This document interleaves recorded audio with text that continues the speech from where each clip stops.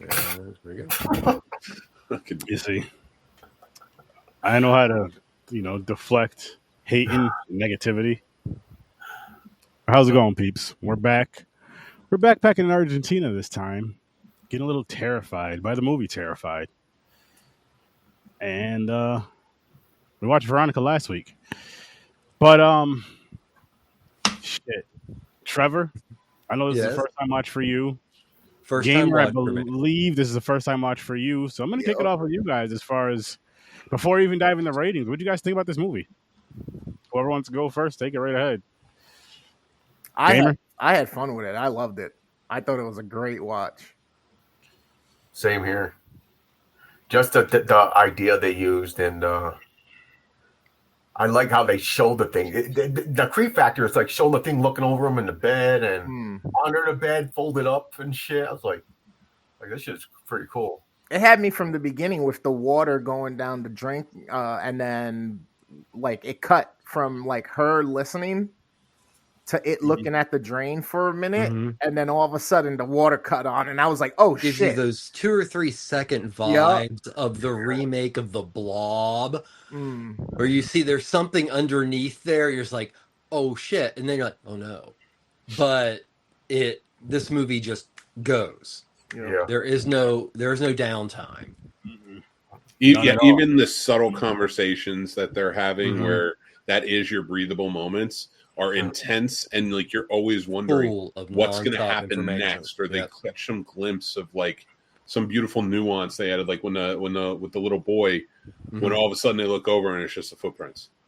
Yep. And like where they're having this in-depth conversation, and she's taking pictures, and you see the footprints and the handprints on the wall, and it's like it's building that tension. Or when like, Jono walks out. One thing is one that got me is when Jono walks out of the house after being called there because of the boy. You have to see all those things on the house that nobody's seeing them, and they're right there. And how they introduce her being able to see differently than him was freaking awesome.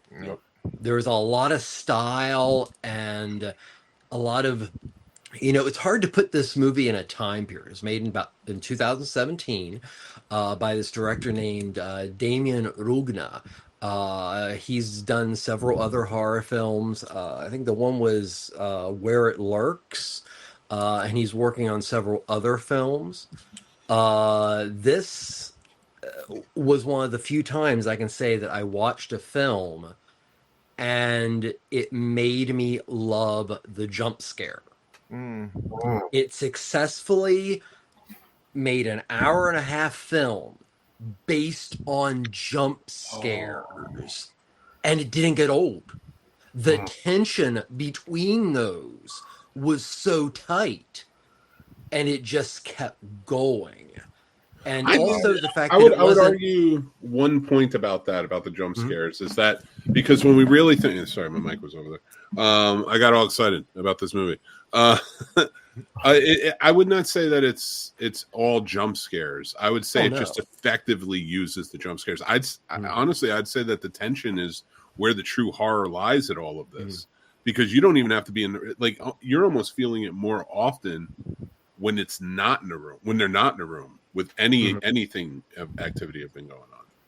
It utilizes the jump scare a lot, but that's what I'm saying. It utilizes that, but I wouldn't say it relies on it. The tension is almost like white noise through this film. So when a jump scare comes along, you're already you're waiting for that, but you're also feeling all the tension. If nothing else, just from the gradual emotional and physical decay of Commissioner Funes. So these jump scares, they are legitimate scares, in my opinion. So I don't want to lessen them by saying they're jump scares, but when they hit, it successfully, a good 5-6 times in this movie, maybe more, was able to deliver that type of reaction.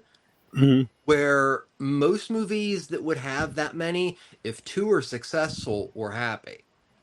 The only thing I would push back on the jump scares, I'd say they are effective. Every single one of them is effective in this movie. I would say it's actually the atmosphere, which is the most effective part of this movie. Because there are times you're sitting, like, let's take again the little boy with the dead body. And it could, only because I know, like, Serty and I were watching that scene together. It is more effective with the tension building that they've done up to that point. When they're just sitting in the room with the body waiting for it to do something, it is scarier than even when the kid is standing outside and it turns the head. Because you almost we've already built, like, that's the beauty of these jump scares is they're fine. They're going to get you. Like when you're in the hospital later with I can't think of his name at the moment, but you're in the hospital later and then like the things start popping off, right?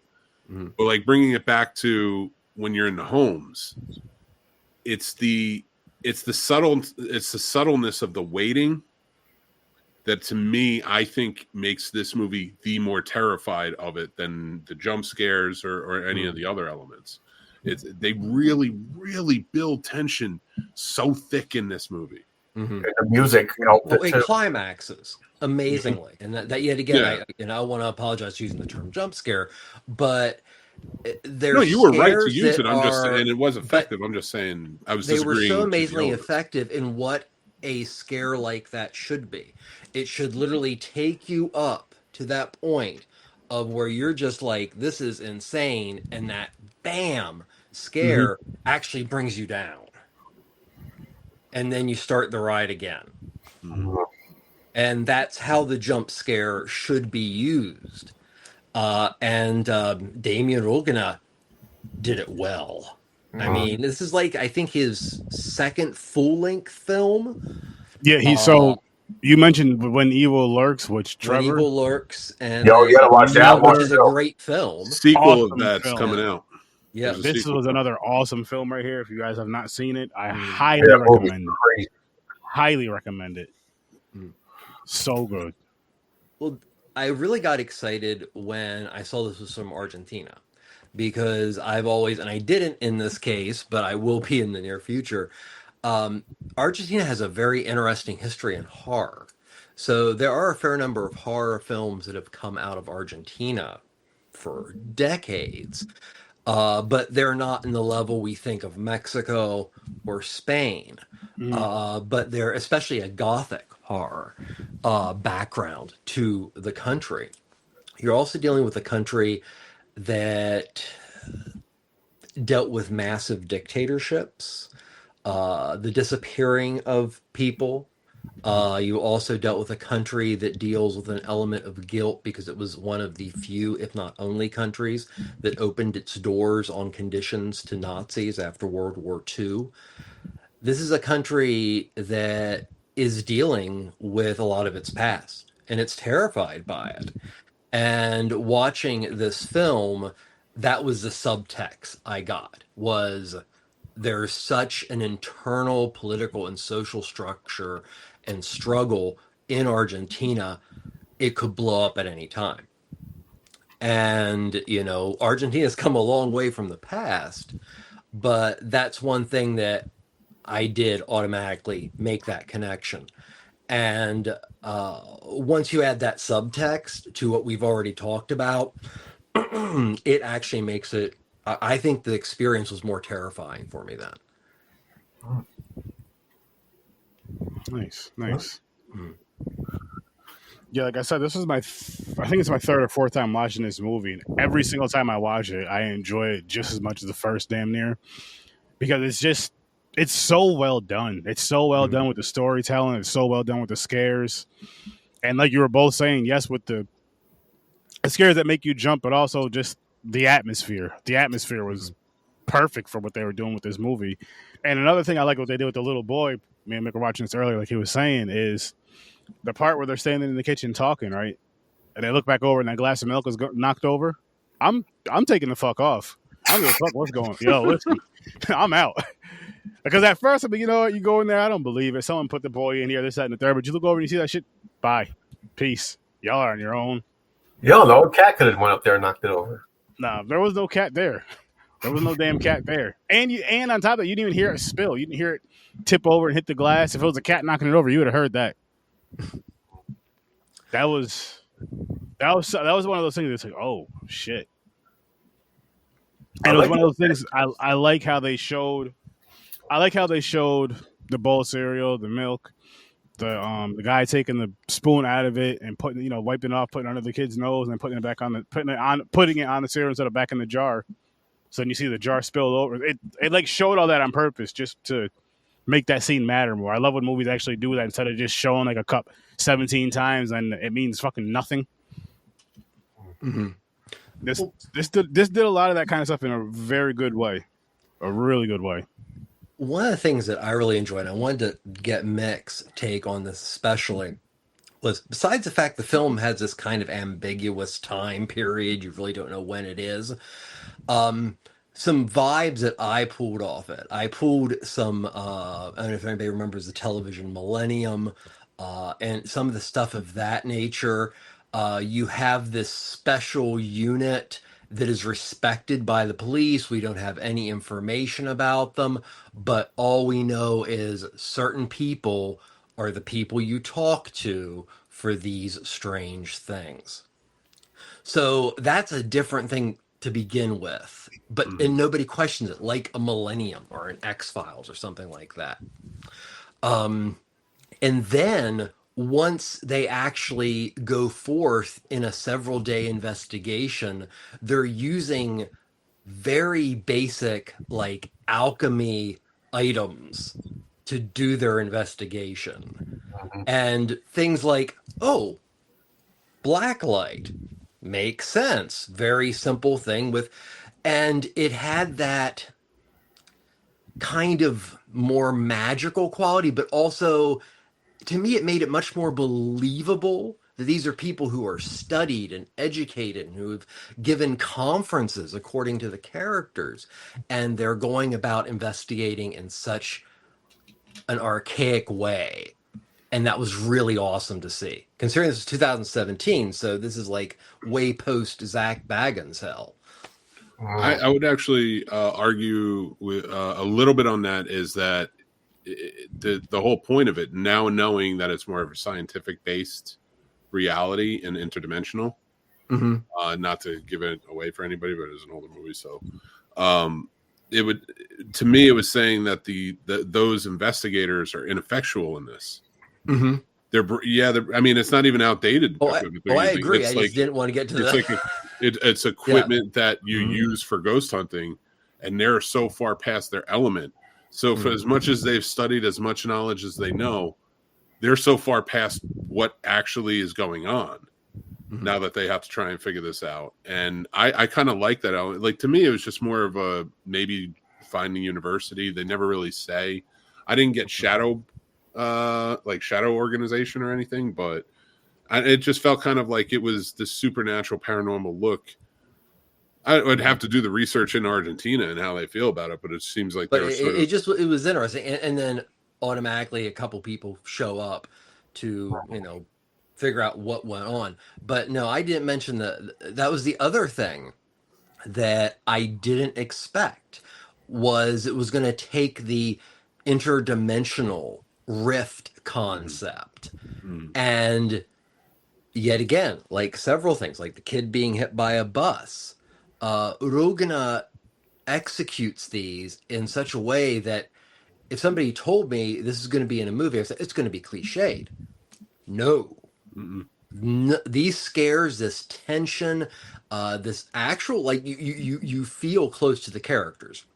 I mean, Commissioner Funes, who is our main character, who eventually disappears and we don't know anything about.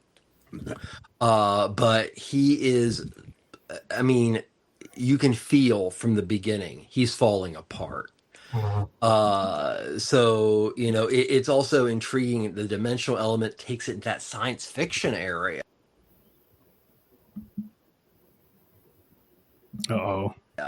That was a total surprise, but it was done. So he delivered on some things that I would normally see in other films and say were cliched. He made them fresh, and that's pretty awesome. Nice. What is that? I like the music in this. It built the tension. I like how the things looked. I liked how there was a crack in the wall coming Yeah. through there. It's coming through the water pipes. It travels. That's why it's like through the neighborhood, 3 houses, and probably trying to spread more. It is well done. It's just this is the second time I see it, I think, or maybe third, unless we reviewed it before. We did. Oh, okay. So it might be like third time. And like Aaron said, you watch it, you enjoy it still. Because I was worried. I'm like, oh man, I know I like this. I think I reviewed it. Then I'm watching. I'm like, oh yeah, I like this. This is good. Shit. The only thing is, I do have nitpick about the story. They don't tell you when and why of this dimensional rift. What's their end game? Like, why are they trying to evade our dimension? And they don't really clarify it. Then Mick mentioned the people. They're all of a sudden a team. They're from the same organization, looking for paranormal shit and all that stuff. But it's just a little the story. Then the ending, same thing. What happened to the dude? What the fuck? Like, why is it coming after the husband now? It didn't kill him in the house when he killed the girlfriend. Then what happened to the guy in the beginning? Because he was lasting for months, like 9 months. You're asking the right questions. You are asking the right questions. Right? Totally. Right? But here's the thing. And, I don't want to, put too much emphasis on it coming out of Argentina. But I think this film, if you didn't have these questions that would be in the back of your mind, it wouldn't be as effective. There is, for like a lot of South and Latin America, kind of a magical realism to things that, there's one thing to see something that's a little strange, but then there's to see something like you have in this film. So I think not knowing is actually one of it's done well for this film. I think sometimes contemporary horror feels the necessity to explain too much. And I think this film did not explain things. And yeah, you're very valid on those things, but to kind of help you stay with the film. Now, yet again, this is about a year after this was released, but Rugna did say he was working on a sequel. So at least the thought of continuing this plot line is in the director's mind. Now, will it come to be? But he has been quoted. I don't think it's going to be for a while because he's doing When Evil Lurks 2. I think. Oh, geez. There's going to be a part 2 of that, too? Holy shit. I hope they don't ruin it because the original, the first ones are fucking crazy. They're so damn good. Like, When Evil Lurks, that was awesome. It's a very good film. That was awesome. James, would you rate this one? Okay, so this is tough. I really, really enjoyed this movie. I just had those little nitpicking things. I was just nitpicking. Like Trevor said, you don't need to know. It's in the back of your mind. It leaves you wondering. Yep. What's going on. Now you're like, yeah, part 2? Maybe I'll answer some of this shit.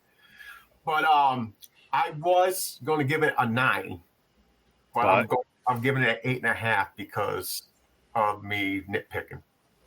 All right. Yeah, but you're nitpicking. Why would you? Because you're nitpicking. Your questions are good questions, but they don't necessarily need the answers. You're asking, where did he go? We clearly know he went to the other side, and he ain't coming back because once that started happening, things started popping off in the houses, and started like gruesomely taking out. So, like to me, that says, and that's interpretation, but that's interpretive. Like you don't need that particular context because this one is grounded in where we are.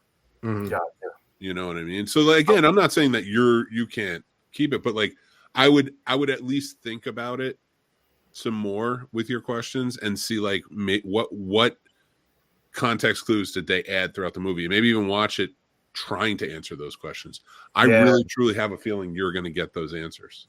I should do that because I didn't think about it until the end of the movie. I was like, wait a minute. What the fuck happened here? It's a well-written movie. It's good. Weirdly There's enough, something magical at times to not know exactly. Yeah. In terms of if you were given so much information on so many things, would you still feel the shock that Commissar Funes was feeling at the end of that movie? You won't know unless it happened. You're right. So how they did it is like perfect.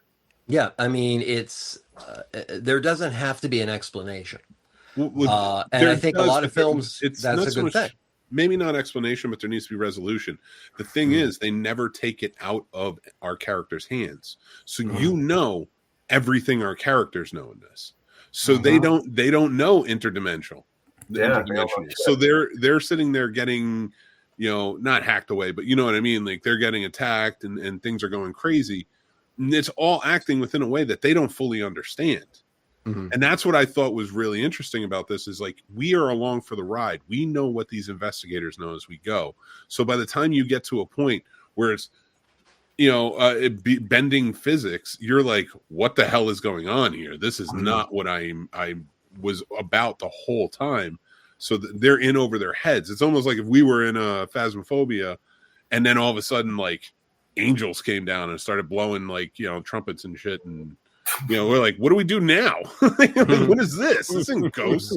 I like that aspect. So by the time you get to the end with Juan in the hospital and he's looking at, what's his name? Standing behind him, it's out. It's already in. They couldn't contain what was already coming in, and it's taking up all of the infected people that have been among it.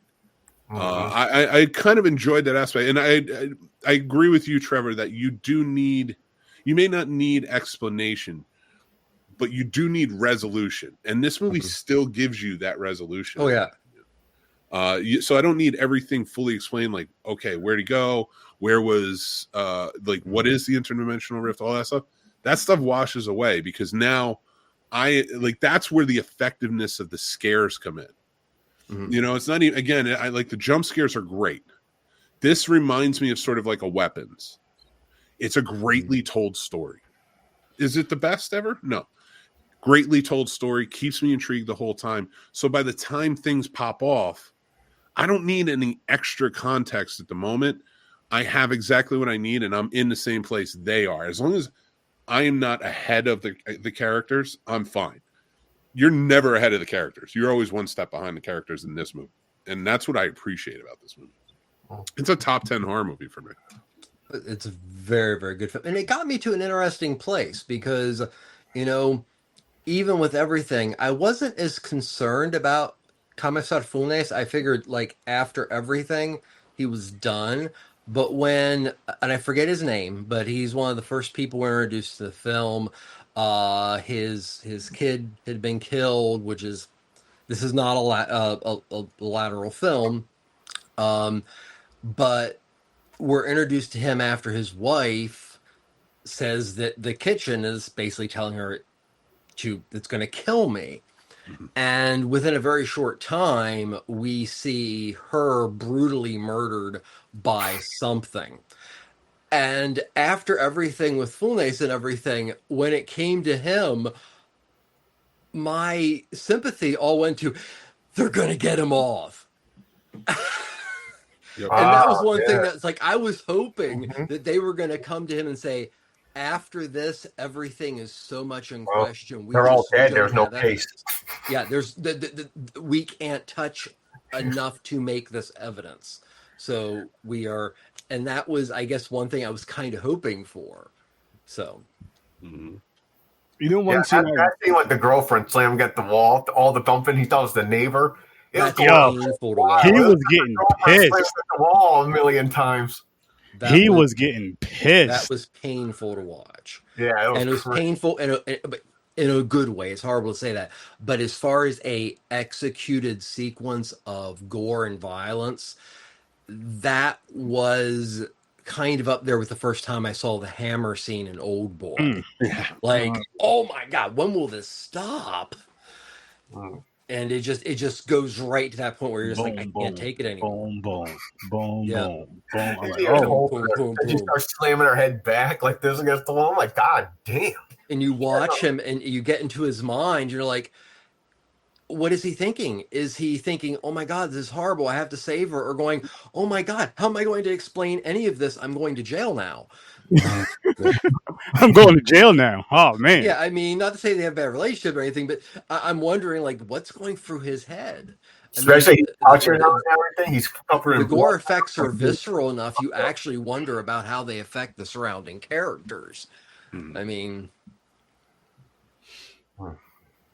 I like the scene where the two gentlemen are on the phone, like across the street from each other, and the guy was telling, he kept going back and forth, like looking from room to room. He's like, I see it. And the guy was like, where is it? Where is it? And it eventually comes across the street. It's like right there in his face. Yeah, that was done so fucking well. And I remember this is my third or fourth time watching it, because the second time I watched it with my wife. And at that part, she screamed, and I started laughing.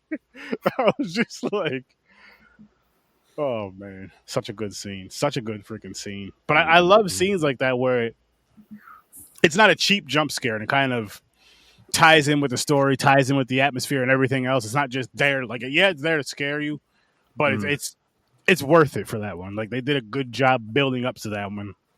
That scene, and there's another scene involving a Commissioner Fullnace with a gentleman in a bed.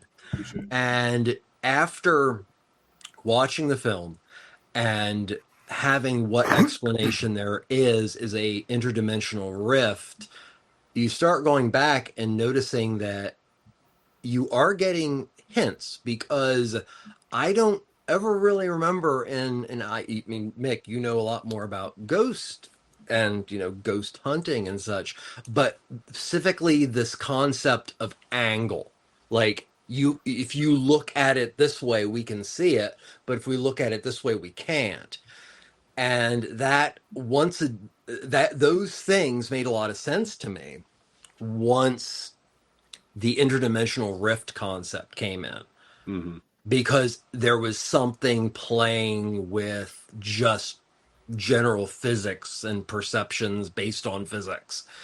So it's cool, because while you watch the movie, you don't think anything about it. But that's another mark of a great film. When you get the ending and you think enough about this film that you start trying to piece it together, if it was giving you hints you didn't pick up. Another hallmark of a great film. Yeah. The only thing I would say that differentiates it is that ghosts don't exist, and the jury's still out on interdimensional rifts. I'm not gonna listen. You want to talk about video games or movies? I'll talk about ghosts. That shit ain't real in real life. I'm gonna piss off some sturdy watchers. Just if you get mad, we've created black. We've created dark matter in a lab, so God only knows. Well, all right, if ghosts exists,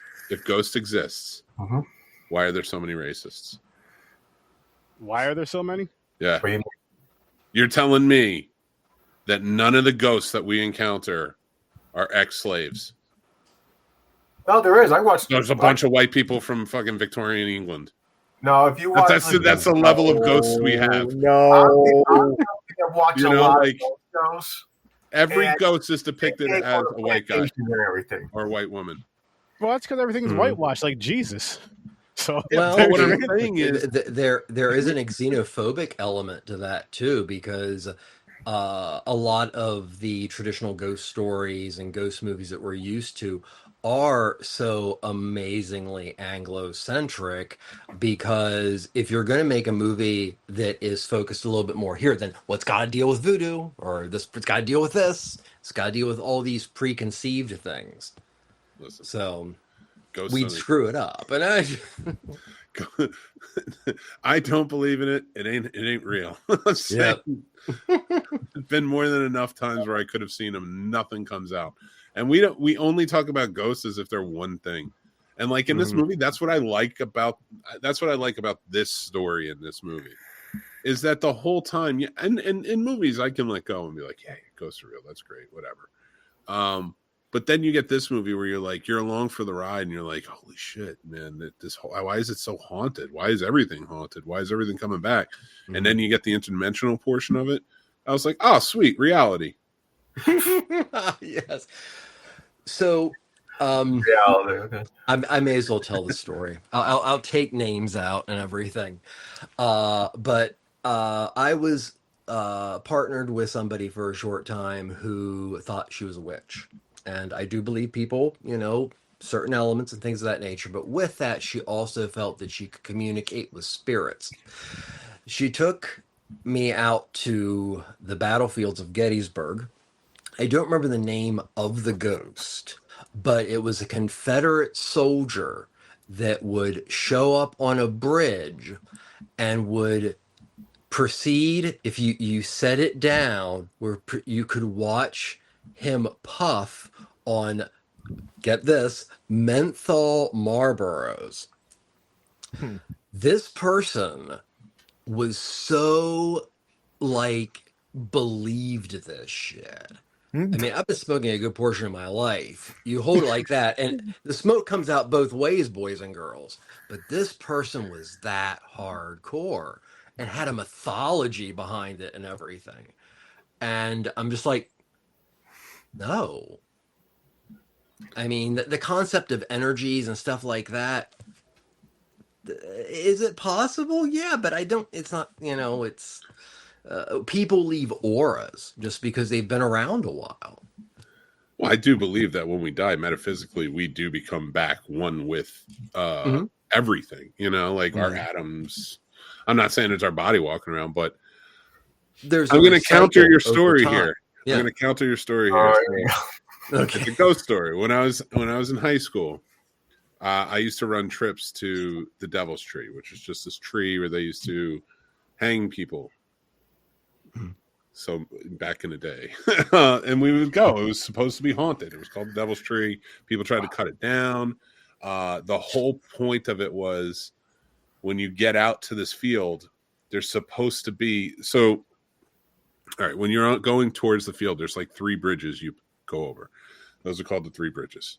Not very inventive. It's Jersey. You go over the 3 bridges and you count 1, 2, 3, and then you shut off your car and your lights and you just sit there and you're supposed to hear scratching at the top, right? I heard that urban legend. That's one, and then you get over to the Devil's Tree. You're over there, and supposedly the Devil's Tree, a black truck, because it's next to the road, but it's like a country road, so it's pitch black, nothing out there. Nearest house is maybe a few acres away. You can see lights if they're on. But there's one street light across the street by the bend where the tree is, right? So we park, we go up to the tree. It's me, my buddy Lenny, and 2 other guys who were running there. And, we're sitting at the tree. I'm like, all right, guys, we can't be here too long. We gotta get out of here. You don't mess around with people's property and stuff. Needless to say, black truck comes past by. The lore is that the black truck comes and gets you if you were at the Devil's Tree. You don't mess the Devil's Tree. That was the guys who would do all the hanging and stuff back in the day, the ghosts. You say we're up at the Devil's Tree. My car's down by the road. Black truck comes by. I'm kind of crouching behind a tree. All right. Maybe they didn't see the car. Maybe we're good. It's kind of parked down the road a little bit. Comes back around. Points those lights right up at the tree. There's nothing behind us. It's a field. That's the only tree in the field for a while. Wow. That's weird on its own. They get out. All the doors open. Hello, we're gonna get you. And now we're we're gonna die. They got shit. We start running. We get into wheat fields. We're hiding, right? We're gonna get you. We're gonna get you. That's where it gets interesting. Finally, truck zooms off. I'm like, oh, thank God. Let's get back to the car. Get out of here. We race back to the car. Get in the car. We go. We're driving back. We get to the 3 bridges. I don't want to do it. I got no interest in doing the 3 bridges. Where's this truck? I don't know where he is. They want to do it. They paid me. We're doing it. 1, 2, boom. Shut everything off on 3, right? Pitch black. You are in the forest on this road. Pitch black. Go. Turn on the light. Turn on the car. Turn on the lights. Headlights come right on behind us. It's the fucking truck. And they chased our asses for miles back to the highway trying to kill us. Now, why do I say that? Why did I bring that up to compare to everybody's story? Is because I believe a ghost is smoking Marlboro before I believe they were ghosts, and I have never seen a ghost. So, with that being said, if you go out there, you'll be all right. Just watch for the crackheads and the guys with bats. Oh, shit. The only thing I'll say. I cannot, like, I've had one encounter, and the only person who's been with me with that is dead. So, as far as I'm concerned, ghosts don't exist. Can't prove it. I don't want to know it. Sounds like denial. Mm-hmm. It could have been swamp gas coming off of Venus. I don't know. Got touched by an angel. Was touched by a ghost. It It was swamp gas. I believe in the angels more. Oh, shit. I had. Listen, I'm not saying they're 100%. There is something weird about it, though, because I had experiences myself. That's why I'm so intrigued with it. I watch ghost hunting shows. Anything paranormal, I'm into. Nothing happens on those shows. I hate them the most. No, I know. Listen, I know they're fake, man, but they're entertaining. But like I did ghost hunting, like not as much as you, Mick, but I did it with a couple friends and shit. But I didn't have all this fancy equipment and shit. We just had a video camera, some knives, and flashlights. That was kind of like where we went with it. I did it when Verizon came out with that. They had something like a sensor. Like if you walk there, it goes ding, ding, ding. It's a sound sensor or something. Like in the game. How much We does it used do? that. We put it there. No one was moving. We're sitting there. All of a sudden, that thing starts going off. We're like, "Where's the cats?" No, they're all down, locked in the back room. We can't. There's no way. So my friend Dave went into the back, started jumping. It wasn't setting that shit off. There's no way cats are setting it off. So we're like, "What the fuck is going on?" Then we did a recording. Mm-hmm. You listen back. It sounds like hoof going on the hardwood floor, like fucking goat. Like it was fucking goat. I had some experience. When I was younger, I had a radio turned on with no batteries or plugged into the wall. I had my stereo while I'm playing video games. I was really into Disturbed at the time. I was listening to Disturbed. The volume just started cranking up on its own. Now, I ruled that one out. I said someone else could have that same stereo with the remote, and they turned theirs up and turned mine up. I had a TV turn on, not off, because there's a timer for TVs. You can set that for night time. But it turned on. I was showering. I thought someone came in the bathroom. I said, "I'm in here," because I seen a shadow going towards the toilet. I opened up. No, every one of those things with me. Then I go out there. I go, "Anybody just come in the bathroom?" I'm like, no. I was like, okay, this is fucking. I have a what lot I'm saying to you is, you have, like this movie says, you have a bigger chance of that actually being a ghost as you do being somebody visiting you in a black hole, like an Interstellar. You're right. It's not like, it's. My thing is, we put all this pressure on ghosts being real. But we do not try to figure out why would ghosts be real. Why aren't they going to the other side? We don't try to understand any of that. We just try to like put placement on ghosts are real, and that's what causes these things. Whereas throughout time, we've been telling stories since the beginning of time, even just drawing or verbally or whatever. We've been telling stories since the beginning of time, and every time we couldn't explain something, we put something paranormal on it. It may just be that you didn't dig deep enough to figure out what happened with those things, or what are you remembering versus misremembering being a child. You have to take those into account too. Like I also have to take into account I haven't ghost hunted in almost 25 years, effectively, not maybe less, maybe about 20 years, but like all those encounters, they could be misremembered too. Not totally, but like there could be elements that maybe, okay, I can't explain this. But if I went back and actually thought about it 20 years later, I might be able to explain it. So there is no proof in existence of life that ghosts exist. I'm not saying I don't want them to. I gotta see it. That's why I'm not 100%. I need to see, because those things you can easily put science behind it. Someone come and debunk the shit I went through. But soon as I see it, I don't give a fuck what anybody says. I will stick my foot to the floor and go, listen, I seen it, motherfucker. But it didn't happen yet. Did not happen yet. Fair enough. Not yet. Fair enough. I can accept that. But I do love it.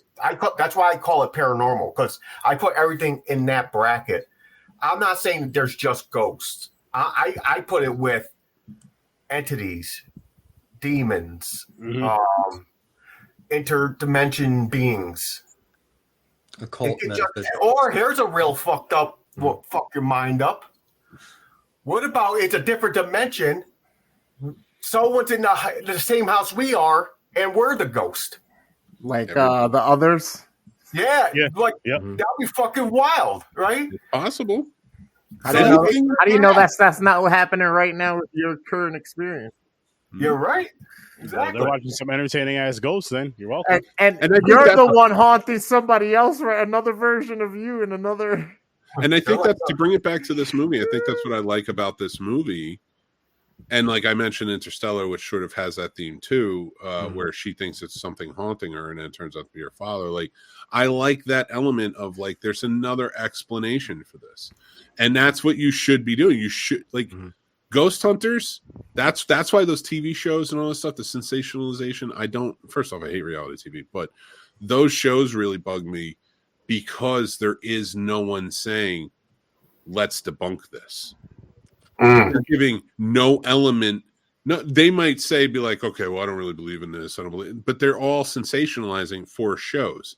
There's no true skeptic stepping in. Like if you watch Watcher, they used to be Ghost, whatever, something. It was on BuzzFeed. They did Supernatural, and they're pretty good guys. The one guy Shane on there is a true does not believe in ghosts, and like when he enters things. People like his partner's like, aren't you scared? And he's like, no, because there's no such thing as ghosts.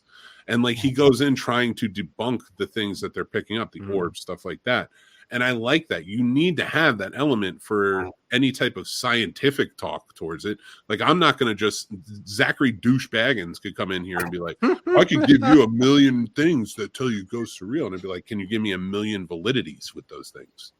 No, you can only say you've seen orbs on your camera, so that means there's ghosts. That's a jump. Like, but if you're gonna Scully me, then I'm gonna listen to you because you're gonna try and pick it apart. One thing you pointed out, and it makes me think of something that at the time I thought it was probably important.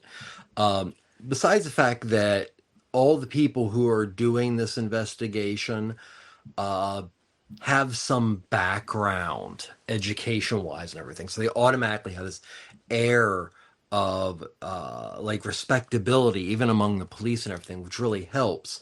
But I forget her name, but she definitely had been doing it for a long time, the one that Jano ends up meeting at the house. What I mean, she's already seen, and we've seen that she's seen the shit in that hole. And when Commissar stands in front of her, and then she just asks like, what's going on? And she goes, I have a theory. She knows shit's going to go down, but she's still enough of a scientific person that she's not going to go, oh my God, the world's going to. She's like, I have a theory, and I think this is it. But think about it. Think about that element of the movie. Every single one of them have degrees. Every single one of them have knowledge and experience in what they're doing. And every single one of them was wrong. Yep. So like that goes to this story of saying like you can have these authorities and none of them are right, and they paid the price for it. And that's what I like about this movie is that that's an effective twist the entire time. We're watching a paranormal movie until it turns into a sfi. Yeah, I mean, I don't remember the last time I watched Ghost Adventures and anybody referred to anything as a theory. Because it's a theory no matter what, because you cannot prove it. Yeah. So, you know. It's so stupid. And Zach Vagabonds. She's looking at death, and she's still thinking on a scientific level here. So, you know, these are, like I said, the character who does say that and ends up getting, you know, killed by the interdimensional being. Like I said, when Jono sees her, he's in awe. I mean, I've been to several of your conferences. I've been this, that, and she even gives that like, oh, yeah, I did read your book. You're full of shit. Had a nice cover. So there's even that like kind of academic like thing there too. But that's that again, and I know I'm So beating that real. horse, and I'm sorry to like do that, but again, that's what I think is so effective about this movie and getting to it is like everyone is smarter than everybody. You go from the cop, then to the doctor he calls, and then to all of these scientists and to everything else, and their hubris of this is what it has to be because that's what we study gets them killed. And I love that aspect of this movie is like no one's safe because you're not dealing with this. You're assuming the entire time. Everybody assumes one thing, or how something works. And it just didn't work out for any of them. I thought that was effective. You're going to a gunfight with a Floby. You're going to a gunfight with Zachary Douchebaggins. Zachary Douchebaggins. Did anybody else give their rating? I don't think so. No, sorry. I think we just kind of kept All talking. right, go to a 9. Change it. It's a 9. It's back to a 9. All right. Trevor, how about you, good sir? I'm going to give it an 8.5. And I'm definitely going to revisit it here in a couple years. And I'm going to see how it holds up in comparison to what horror is then. Nice. Mick? I think it's awesome. This is a 10 out of 10 film for me. Wow. Nice. Gamer? I'm giving this an 8.5. Nice. I'm right there with you, Mick. Rating. This was just every single time I watch it, I have a great time with this damn movie. And you always see something new. Yeah. Sorry, I didn't mean to cut you off. I just got excited. It's just one of those. You never get tired of it, but it's one of those. Like I feel like I maybe watched it maybe like a year ago. So you can watch it once a year, but if you allow yourself to miss it for a couple of years, I think you'll enjoy it that much more. Honestly, I would definitely say watch it at least more than once. This is Yes. a movie you're going to pick up on things. Yeah. I would say at least twice, if not 3 or 4 times. At least twice. It's worth it, I think, the 3 or 4 times personally. No, it is. It is. But I decided not to spin the wheel this week, everybody. There's a movie I want to check out. And it's foreign. So The Host. Oh my god. Okay, Host. so real quick. Great Back when I was in college, I brought The Host to the Carlisle Theater for a week. Nice. Sponsored by my radio show. I had heard so much about this movie. I spent the $300 to get them to get a print for a week. And also remember, this film was made by the same guy who did Parasite. Okay. Yes. So this is going to be a grand old time. The Host. I heard it was really good. Oh, it's amazing, dude. It is one of the best kaiju films, monster films ever made. Okay. Well, Johnny, hopefully you're here next week to review this with us because you said it's better than Pootie Tang. We all know how you feel about that. At least I think we do. This is amazingly inventive, and the family in itself is just... That drama alone is amazing in the film, minus the monster. Yeah, Granddad's South Korean film. Can I put a challenge out to you too, Sturdy? Maybe for next week. I like how he's like, no. It just depends. I got to see what the challenge is. If it's a lot of work, I'm going to say no. No. With it being as big as it is right now, I would love to hear a Sir Sturdy opinion on weapons. If you see it. Oh, okay. Yeah. Will you give even if a short review next week? Supposed possibly going to see it Monday, so yeah. I'm excited for that actually. Here's some things about it. Heard a lot of good things about it. I've seen it 4 times now. Damn. Wow. It's worth it. Damn. Great horror, man. I've seen Sinners and that 4 times. Say that again, James. Grandizer, I just seen the comment. He's talking about Patterson with Gimlin, a movie called Gimlin. I don't know how you pronounce it. Studio Ghibli. The Studio Ghibli. No, it's he spelled it Gimlin. To all of you, is there a lack of good monster movies like The Host, or is it just me? Watch Monster Island. Sturdy just showed me that one. That was a good one. Mm-hmm. It's like a dark The Entity. The dark version of Black Lagoon. 17. Johnny, I liked Mickey 17. I thought he did a great job on Mickey 17. Mm-hmm. It's just a different movie from Parasite. Yeah, I never seen it. Well, you got to remember he's also Snowpiercer too was the thing. So he's dabbled in science fiction before. Oh yeah. I'm trying to find where he said The Entity. The Host is the South Korean movie, right? Mm-hmm. It's right. He said it right here too. Again, the Entity. Is he asking? I seen that. Yeah, Entity was good. It was a good movie. The Entity, like the Barbara Hershey film. Yeah, I think so. That's an interesting film. I thought they did a good job with it, though. To even play up that good. angle it's also paranormal. It's yeah. Well, no, that was more for him because he was asking. But yeah, I think it's an interesting movie. I think it's a horror movie that horror fans should watch. Just realize it's not a bonkers off the wall type of horror movie. It's very dark. Oh, there it is. Common with like repulsion in films. Grandizer wants us to watch a film, a Bigfoot sighting. Gimlin Shriek of the Mutilated is pretty awesome. I'll take a look at Bigfoot. I never seen that one, but I did. I seen a couple of Bigfoot movies that were awesome. Patterson Exist. That's a good one. Yeah. Bigfoot sight. I haven't seen that. Yeah. Patterson Gremlin film Bigfoot sighting.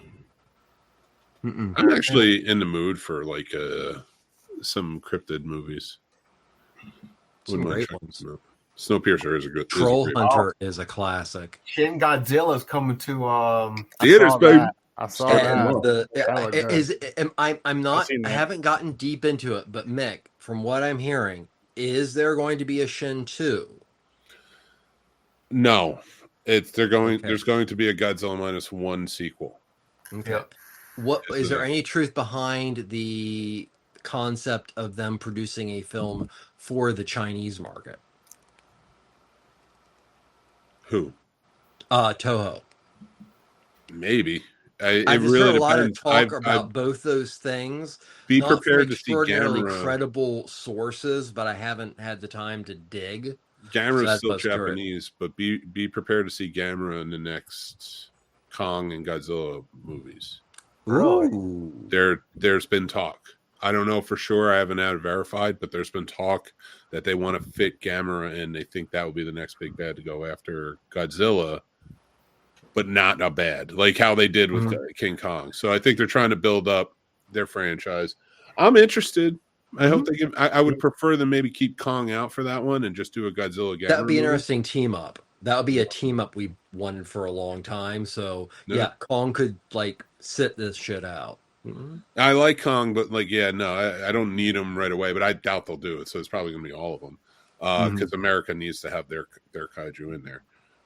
Plus, Kong, by the time it comes out, Kong, it'll probably be 2027, so he'll be like 98 years old by that point, and going into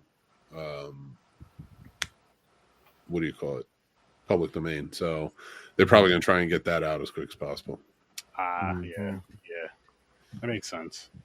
I mean, sooner or later, Grandizer, you're going to have to fit if not Pacific Rim, you're going to have to fit a Pacific Rim type of robot element into it. In fact, you have Jet Jaguar. I was just about to bring up Jet Jaguar. You know, like, I mean, if you're going to go bonkers, which they did with these Kong and Godzilla movies, why not? Why not bring in Jet Jaguar? I want a Hedorah movie. If Mark Wahlberg can be the last knight in the robot, then I can deal with a Jet Jaguar existing in this. Then I want King Caesar and the whole gang, Megalon. Hey, I'm in. Sign me up. Yeah. Sign me up too. Sign me up too. I'm excited for the South host. Korea and kaiju. Sorry, I just have to give a shout out for this movie if you can find it.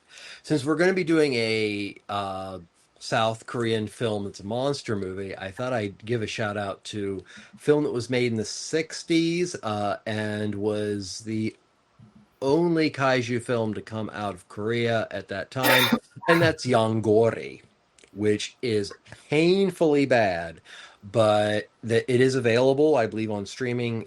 Vinegar Syndrome also released it. It is a really horrible movie, but it is South Korea's attempt at trying to cash in on like the latter kids' success of Godzilla. I'm in. Like I like that though. I like because I think like Sturdy had talked about this when it comes to kids being introduced to horror movies. We've had this deep discussion before, and I think there's plenty of Godzilla movies that are helpful to introduce kids to, but sometimes in most cases they're very silly. I wouldn't mind something like that to reintroduce like New World kids into the kaiju world. You know. You don't do that, you're going to start having to go the way of the Western. Well, remember, Gamera is like Wu-Tang. They're for the children. It's hard to say they ain't nothing to fuck with. Oh, shit. Gamera ain't nothing to fuck with, you're right. No. Nope. But we're going to get on out of here, people. Make sure you go check out the Scene Snobs, Ambassador Media, Worst Damn Gamer Ever, Popcorn and Pints, and come back here for Horror Search 30. Again, we're discussing the host next week. First time watch for me. I'm super excited for it. And yeah, see you in your nightmares. Peace. Bye, y'all.